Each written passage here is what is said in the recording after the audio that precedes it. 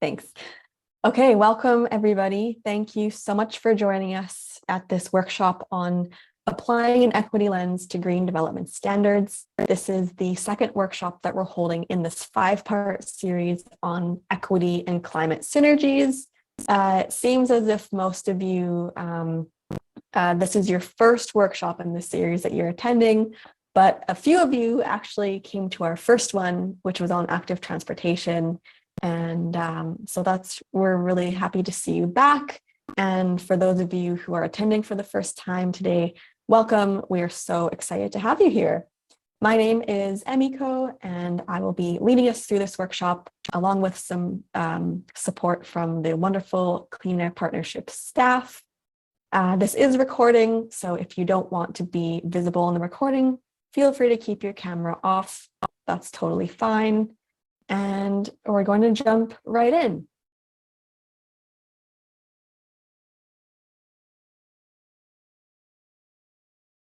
So to get us started today, the Clean Air Partnership would like to acknowledge that the stolen land on which we operate is the traditional territory of the Mississaugas of the Credit, the Anishinaabe, the Chippewa, the Haudenosaunee, and the Wendat peoples. At CAP, we recognize that many Indigenous peoples are particularly vulnerable to climate change and will be disproportionately impacted by its effects.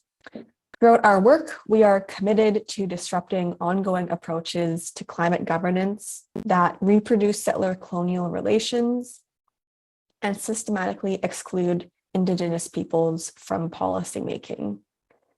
Now, we also recognize that simply stating a land acknowledgement isn't really going far enough. And we want to additionally show this short clip. It features the Yale First Nation from British Columbia and the energy efficient housing initiatives that they have implemented in their community. And should be this. I'm from the Yale First Nation, and we've been living here since April 1st of 2017. And we really like the place. It's comfy, it's quiet, energy efficient like they said it would be. I mean, you're actually saving a little more money instead of paying so much in hydro or natural gas. There's no natural gas, it's all electricity. This is my first time living on my own reserve as well. I've met people I've never met before here.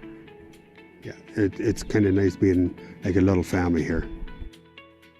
I think we put several units down. We brought in, I think, 30 people back home so far. Their children are playing amongst each other. They do belong to a First Nation. They do belong to a culture. They do have language, and they have the opportunity to experience that and learn and grow from it.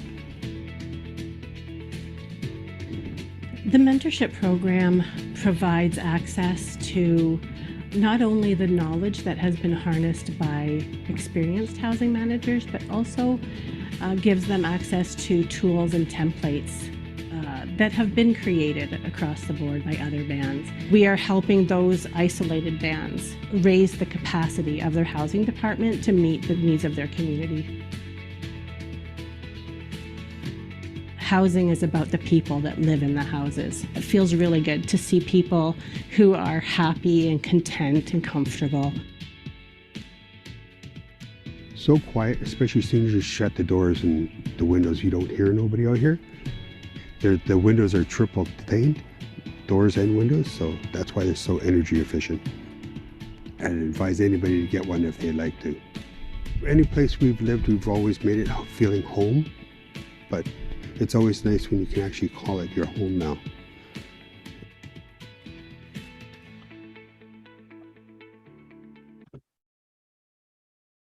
And I think I'm so glad that Emiko shared that video, just because it was presented at the Retrofit conference last June, and one of the folks who is living in that community came and spoke, and I have to admit I got teared up a little bit, like the stories that he was sharing in terms of the value and how much he felt how much of a difference it made in his life to be part of this community and to have this affordable housing and to live in such great conditions while still having community and support systems around him. Honestly, I got a little bit teary when he was talking about it because it was such a great story.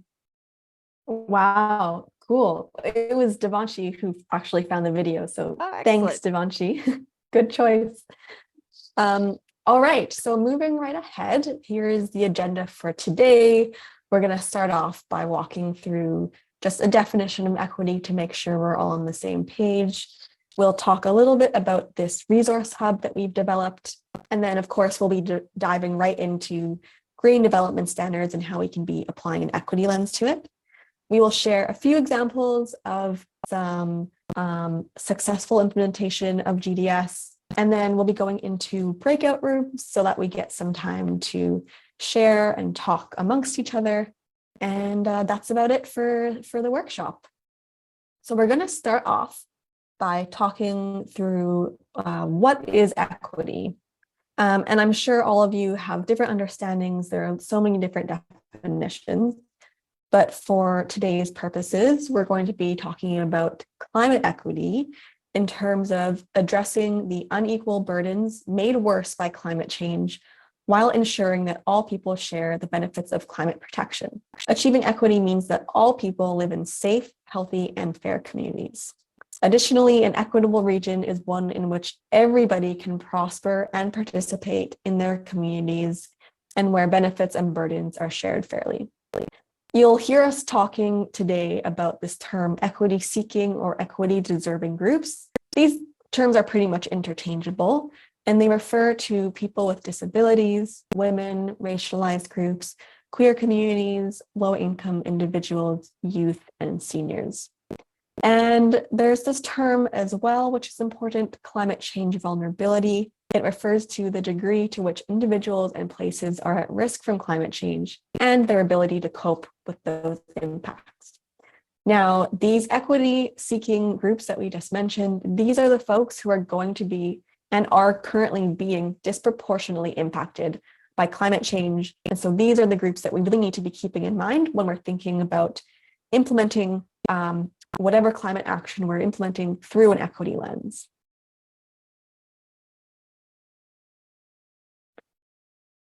So applying an equity lens to climate action means considering the impacts of climate change on different communities and ensuring that the benefits of the solutions are being distributed fairly. And really, this is a win-win-win situation. It is so important to remember that when we're implementing these actions or these policies through an equity lens, there can be countless co-benefits. For example, we can improve the livelihoods for everybody, in particular the equity-deserving communities. We can create healthier, safer, and more accessible communities for everybody. We can even start to address deeper issues like the oppression that many folks continue to face. We can advance anti-racism and reconciliation initiatives. And just generally, we can build stronger public support for climate action.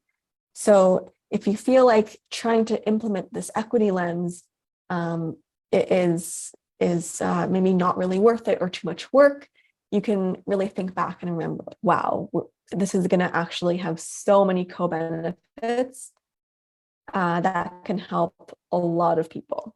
So it's very, very important.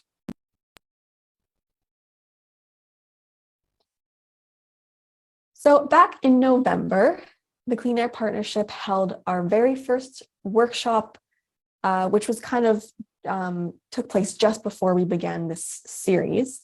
So we talked just generally about climate and equity synergies and what that looks like, what that entails. And out of that workshop came this resource hub talking about climate and equity synergies.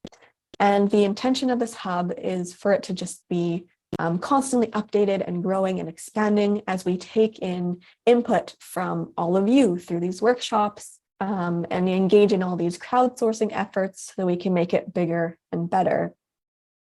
I hope somebody can put it's already in there. a link to the resource hub in the chat, and we really encourage you to take a look at it after the workshop if you haven't seen it already. It's quite extensive. We talk through equity generally, and then we run through all of these different climate actions, GDS being one of them. There's a ton of examples in there, and hopefully it can be a helpful resource for you as you're trying to implement or work through your own municipal climate action plan. And I just want to reiterate that we are really not experts on equity and climate, but we are trying to facilitate these conversations, bring together the collective learning of all of us, and apply these learnings across the Clean Air Council network.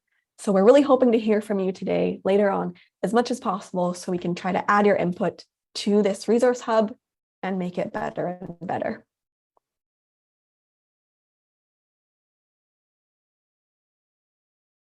Okay, so diving right into the focus of today, which is of course green development standards. And I'm sure that all of you already know what these refer to, but just wanted to still provide some background information. So green development standards are developed by municipalities to encourage developers and builders to use sustainable design, which considers the principles of economic, social, and ecological sustainability. They are comprehensive principles to guide development at a level of planning and design that focuses on the entire community. So they're not focused on individual buildings, for instance, but they're focused on the community as a whole. Green development standards are a tool for municipalities to implement their official plans. And what comes to mind may be simply energy codes or standards, but GDS refers to a lot more things than just energy codes. And actually, we'll get to that in the next slide.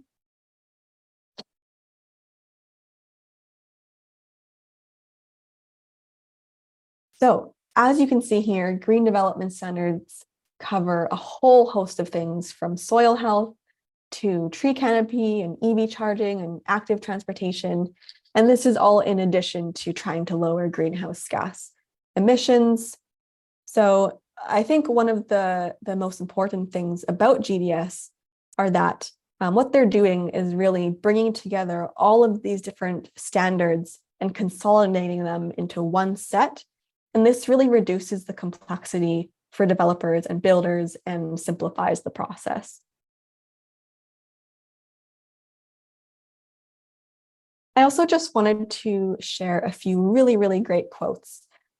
So to start off, an environmentally sustainable solution is not really sustainable if it is not equally accessible to all.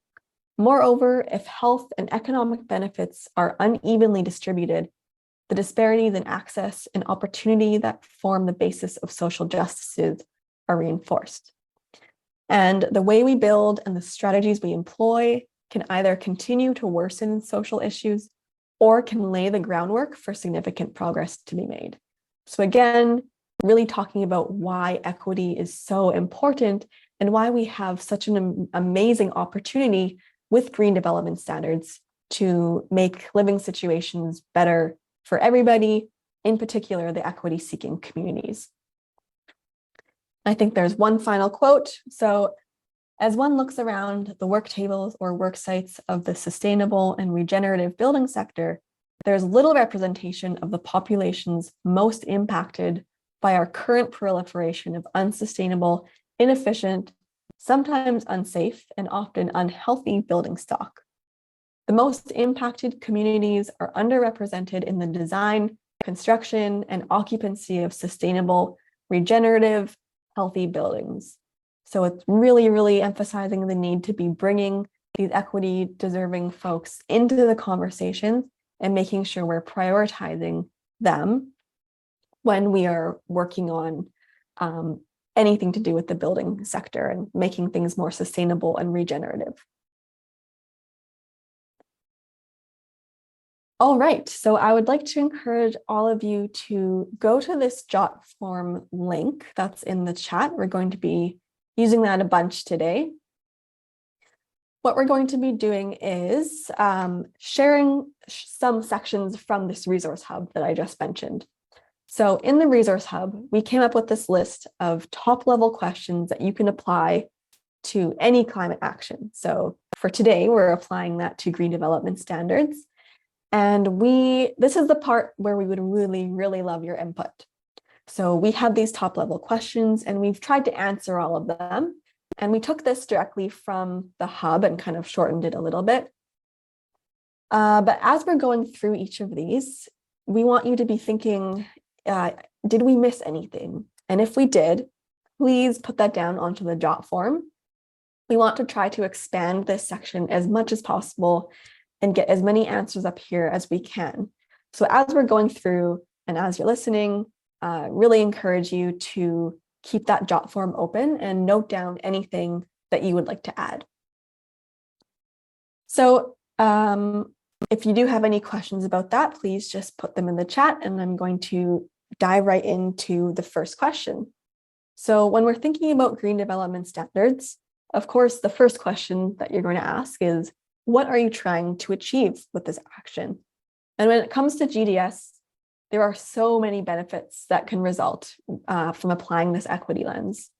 So first of all, of course, we can increase the uptake of sustainability metrics within these new communities. We can improve the comfort of our homes and resilience when there's extreme weather events.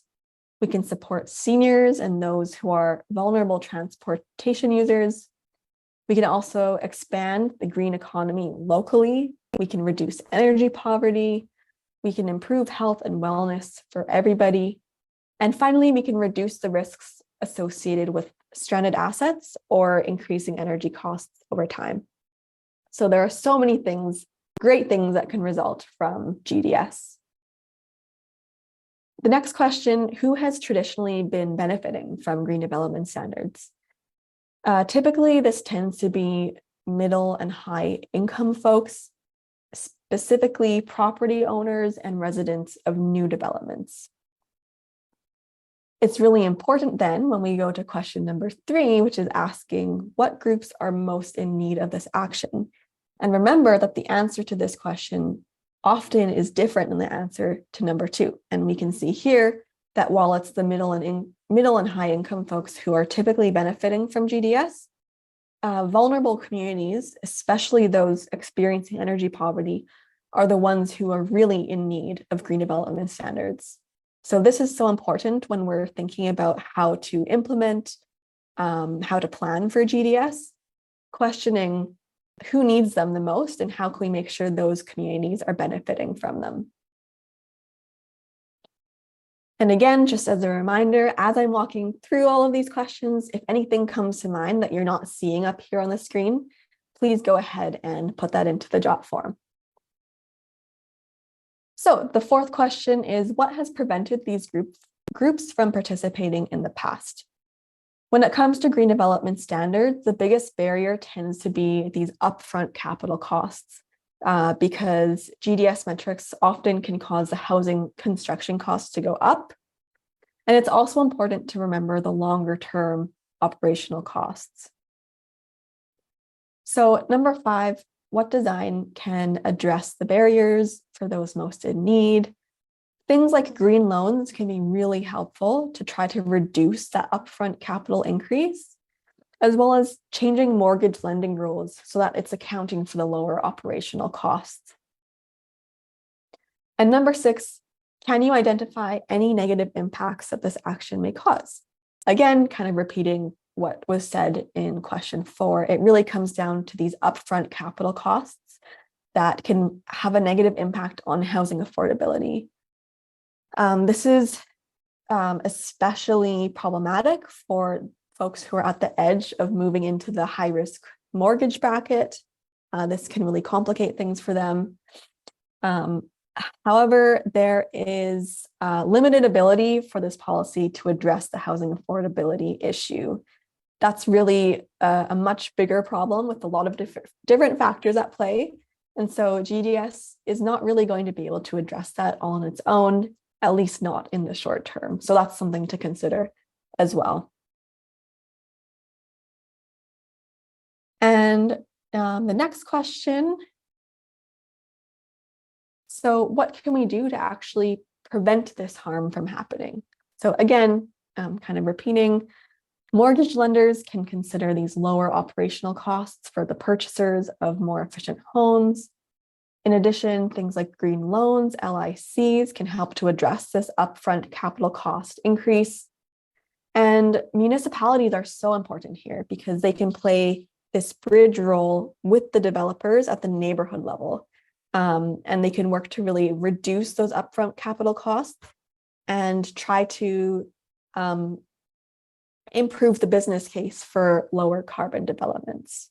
So there are potential risks or problems that can come with implementing GDS, but there are things that municipalities can try to do to mitigate those problems for sure. And finally, who has not been engaged that would be good to engage? So when we're talking about equity, we're constantly talking about the importance of consultation, specifically with these equity seeking groups. And we need to be asking as well, who are we including in that consultation process? What formats are we using? For instance, are we talking to them on the phone? Are we going door to door? Are we sending out surveys? Things like that. What languages are we using?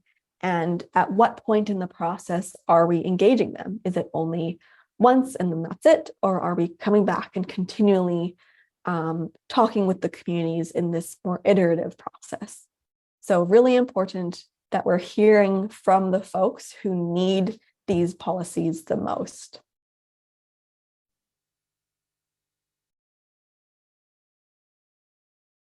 Okay, so I know that was a lot of information in a short period of time, but I hope some folks did have the opportunity to go through that JOT form as I was talking and put in some of your own thoughts if you could identify something that was missing from that list. And I'm not sure if we are going to be showing the results of the JOT form. Okay.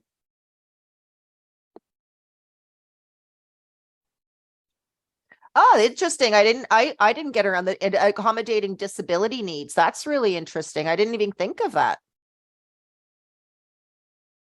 Yeah, exactly why we're doing this crowdsourcing. Devanshi, is there a way to kind of expand each column so we can see the probably full let's answer? go one at a time. Let's do Yeah. number one and scroll down. If we, because we can see only the top 6 or 7. That's all we've received. And we can't see the full answer, I think. Yeah. Oh, interesting. We're running a little, let's see. Okay. Maladaptation. I was wondering if someone who can provide a little bit of information on that one. Is it with regards to what kind of be would the concerns on maladaptation be? And just to get a little bit more digging into that one.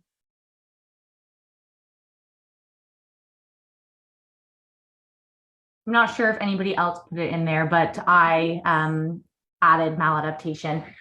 Basically just with when we're thinking of green development standards or even more widely, any standards that would be used to kind of combat some of the climate change concerns, making sure that any actions we put into place or interventions that we implement are not improving things for one demographic or one population while also making things more challenging for another. I get you. Yeah. Green development standards is a challenging one on the equity front. I know then when we were doing that kind of internal reviewing, like the fact that green development standards are geared towards new developments that are often on the market price, it is really challenging for green development standards to achieve equity goals in terms of housing affordability, because there's a housing affordability issue we're facing that green development standards cannot address. Like the housing affordability challenge is far bigger than green development standards. And this is just being added into consideration to advance the sustainability of new developments, but it's still not addressing the housing affordability issue that we all face within our communities.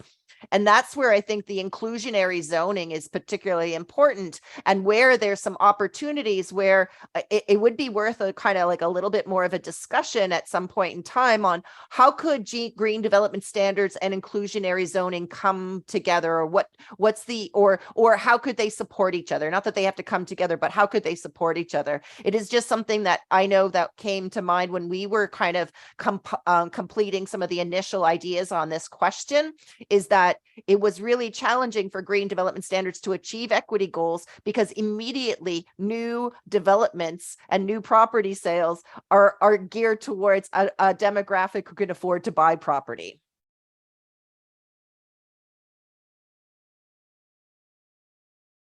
Definitely. And thanks to everybody for putting in your answers here. I think we'll probably go to the next question, which was, who has been traditionally benefiting from green development standards? So looks like, yeah, those builders that qualify for rebates and subsidies, developers who understand energy efficiency, and then also talking about whiteness as well. Very important, because when we're talking about middle to high income folks, who does that typically refer to in terms of race and religion and even gender, things like that. So those are really great points. Thanks all for putting those in. The next question is, who is most in need of this action? Affordable housing organizations. Yeah, Indigenous nations, folks with disabilities, definitely.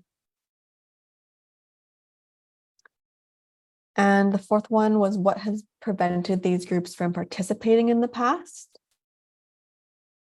And Gabby, feel free to jump in. I was just looking at the land use planning has segregated vulnerable and equity deserving groups. I think that's definitely something that a lot of communities have learned. In the past, traditionally social housing was identified in one or put into one specific area and not integrated into the community as a whole. That is definitely changing as new affordable housing is being advanced within municipalities, and the recognition of the importance of mixing incomes and housing across, and not just putting social housing all together in one location, because often it means that if you're going to be doing that, those communities never get the supports that they need on the longer term to maintain and support that community over time. So I think that I was really glad to see that being raised in there about something that's really important in terms of advancing affordable housing within the community. Knowledge of the local development building community and understanding. Yes, that's definitely a challenge.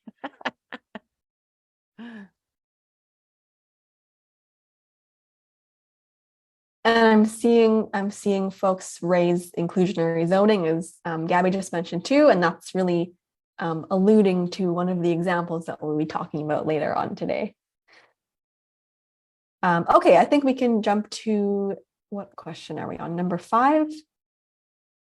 Number 5 was, what design can address the barriers for those most in need? So leveraging the role of incentives. And I think the one of the kind of performance-based contracts where costs of improvements, energy efficiency upgrades are paid for by the energy savings. I wanted to highlight that because that's one of the things that's really important with green development standards, is often just even when we think, oh, we're going to be moving from fossil fuels to electricity in order to achieve our GHG reduction goals, or adding in low impact development to address our climate resilience goals, that can lead towards increases in upfront capital costs.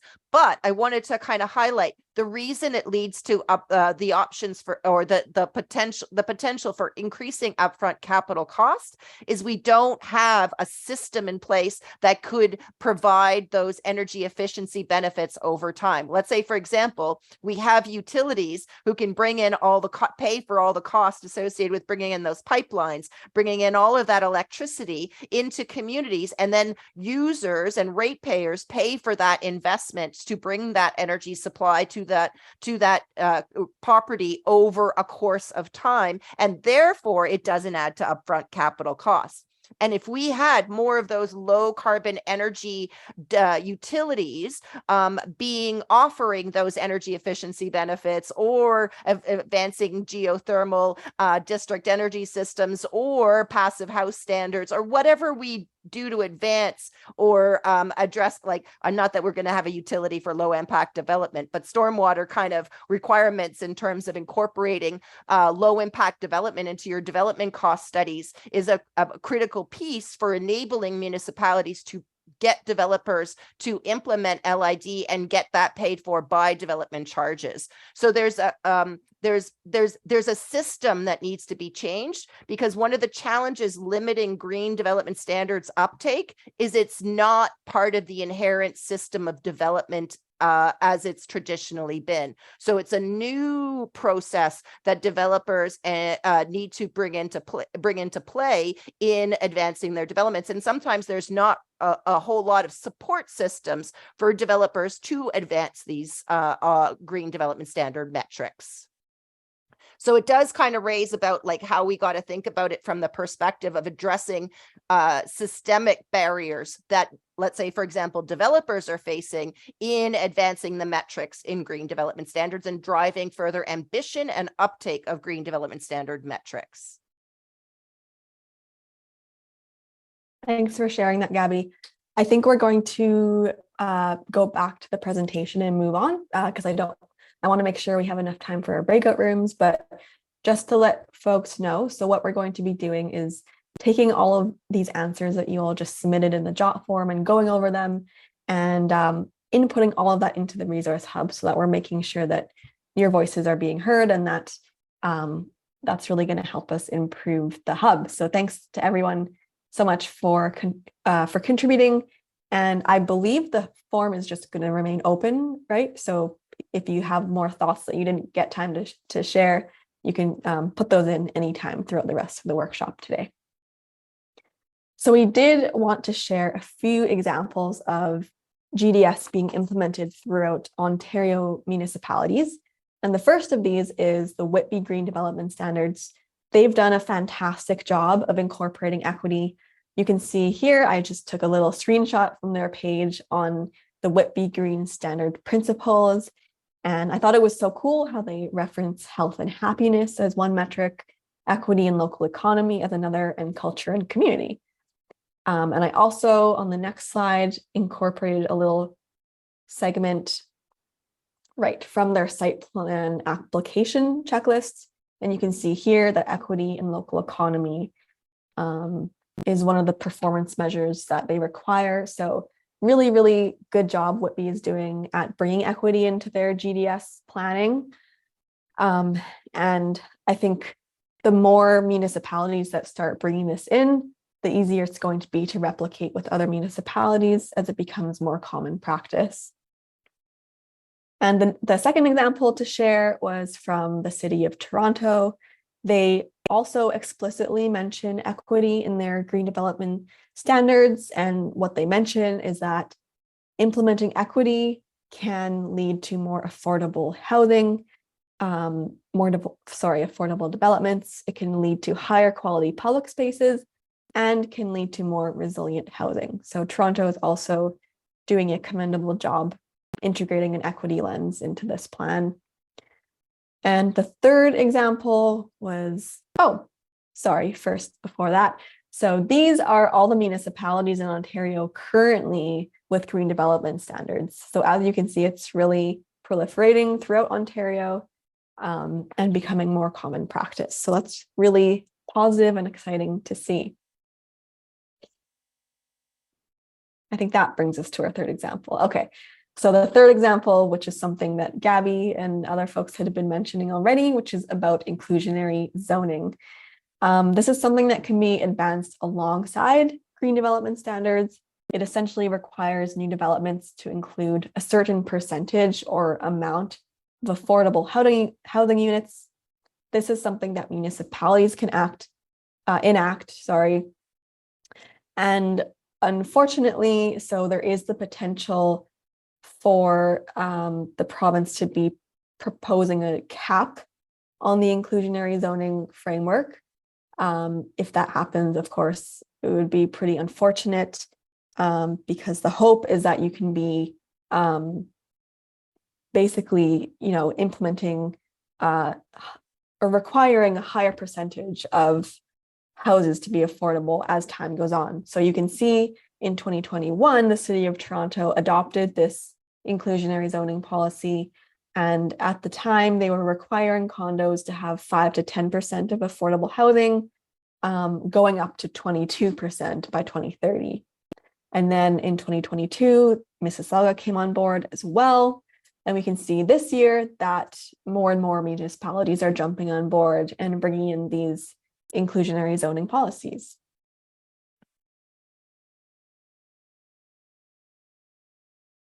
I think that brings us to, this just reminder about the project cycle and how equity can really be brought in throughout all phases of the planning process. So starting off, just at the very beginning, making sure you're identifying within your own municipality who are the equity deserving groups, because those are going to differ throughout each municipality, of course. Again, going back to the whole idea of consultation, making sure that these communities are the ones who are being engaged, they are being consulted and compensated for their time as well, so that you're hearing from them what their needs are and how they can be supported. Within the data collection process, it's really important to keep the data disaggregated. That's another really important way that this whole process can be done through an equity lens. And then in the evaluation, when you're wondering how well are we doing with this particular action or policy or program, evaluating and getting that input from the community to find out exactly, are their needs being met? Are they benefiting from this? And then it really just continues in this iterative process so that you're constantly trying to make improvements based on what the equity seeking folks are telling you. So that's just kind of one final reminder we wanted to leave you with. There's another example here, actually. I think it's, yes, the seed diagram, which is kind of a more, there are more steps in this process, but again, it just shows you all the different points throughout the whole project process in which an equity can really be centered and integrated. So that brings us to our breakout rooms. We really want to hear from you and give you all a chance to speak. I feel like I've been talking a lot here today. So the two questions that we would like you to think through in your groups are, first of all, what are the possible ways that you might be able to integrate equity into green development standards? And second, what would need to change in your municipality or in the energy system offerings so that you could better integrate equity into green development standards? We really, we know that municipalities all have different opportunities and different challenges and different barriers that they're facing. So we really want to hear from you. If your municipality is doing a great job at this, we want to hear what it's doing. If there are any particular barriers, we would love to hear that too. And then in order to kind of go deeper, what would you need to happen? What would you need to change in order to make that happen? And I believe we're going to have three breakout rooms. Oh, yeah, 3 breakout rooms. Thanks, everybody. Welcome back. So I just popped into each room and heard some really amazing conversations going on. And I think the most common message I was hearing was that a lot of folks do have GDS, but are kind of working on updates, and equity is something that's, it's a challenge to, it is a challenge to bring into the plan. So I do hope that today was kind of a helpful and good step to kind of get the gears whirring and hopefully try to help you think about some ways that you can try to push for this a little harder. And the resource hub as well is there for you to be a source of support. And again, we're not experts on this, but workshops such as this one are hopefully a useful opportunity for us to come together and just share the barriers that we're facing and the challenges, and yeah, just feel like we're not all alone in this work. So what we're going to be doing is the CAP staff are going to be getting together and just going through all the notes from the jot form and from the breakout rooms and compiling all of it and putting as much of it as possible into the resource hub. We will be sending out the recording as well, so if you missed any of it, you can go through and watch it. And as you can see up here on the screen, so the active transportation workshop was our first one back in March. And then today, as mentioned, was our second one. Coming up in June, we're going to be focusing on growth management and land use. A little break for the summer. And then in September, we'll be coming back to talk all about EVs and e-mobility. And then the final workshop in this series is going to be in November, when we're talking about rental retrofits and renewable installation projects.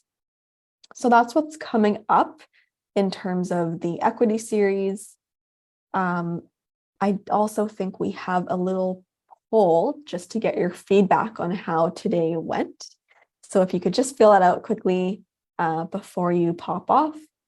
I don't know if Gabby or anyone had anything. Oh, Gabby, I think you wanted to talk about low carbon planning, perhaps. Oh, and you're on mute, Gabby. Someone had to do it, right? So I did want to kind of raise one of the other things we had on our to-do list for today was green development standards and low carbon energy planning, but at the neighborhood scale. As we were doing this work internally with the CAP team, we realized that there's actually enormous amount of overlap between green development standards and low carbon energy planning at the neighborhood scale. In fact, they're very, very similar, except the only one thing that we identified as the opportunity for equity to be advanced in low carbon energy planning at the neighborhood scale is the fact that it's easier to build the business case for heating of, let's say, for geothermal or heating with electricity at the multi-unit or the MERB level, the high rise, the heavy density, a lot of energy use and those things. So you can often build that business case for the MERB high rise sector on geothermal or moving towards a district energy system or something like along those lines, either at the building scale. But in order to move to the district system, which means across a community, you need to be able to access the right of way. That adds increased complexity. But if you were able to create a streamlined way for energy developers and energy utilities to use the low carbon energy utilities is what I'm talking about, not like the electrical utilities or Enbridge, because they already have a system perfectly set up for them for accessing the right of way. But a lot of low carbon energy utilities in the form of geothermal utilities are not regulated utilities. They are they are new for many municipalities and how they would access the right of way. There's a whole bunch of right of way issues that are already faced with regards to having to provide free access to the right of way for fossil fuel companies like Enbridge, which immediately results in a fossil fuel subsidy because of that free access to the right of way. So there's a whole series of right of way issues that we are going to be working on. But one of the equity goals of looking at energy planning at the neighborhood scale is that it can open up opportunities for building the cost-effective decarbonization of heating systems in new developments if you share energy assets across a development, as opposed to only having to build the business case at the building scale itself. Which the building scale itself is better for MERBs, high-rise MERBs, but it undermines medium-rise MERBs, and certainly doesn't build isn't really is harder to build the business case at the low-rise development sector. So we did identify that as one of the differences between a green development standard, which looks only at the building scale, and the opportunities for looking at energy planning and sharing of energy assets and streamlining right-of-way discussion use for non-regulated utilities, opening up the decarbonized opportunities to mid-rise and to low-rise density. But we also know we have a lot of work to try and work through those issues. So we identified that we have that on the to-do list, but we decided to focus only on green development standards today because that is where many municipalities are at, with the vision to know that we need to start looking at low carbon energy planning at the neighborhood scale and facilitating that dialogue of low carbon energy systems at the neighborhood scale to help increase the equity of the types of housing archetypes that can build the business case for decarbonization right from the get-go. Sorry, that was a long-winded blurb. No, that's really helpful. Thanks for sharing that, Gabby. And yeah, if we did have more time today, I think we could have launched a little bit more into all of that, but we're going to wrap it up for today. And I just want to say thank you so much to everybody for joining us. I really hope this was a useful session for you, and we do hope to see you at our future workshops if possible. Thanks to all the CAP staff as well for helping with the breakout rooms and for just offering the general support, and really hope you enjoy the rest of the day and hope to see you again soon.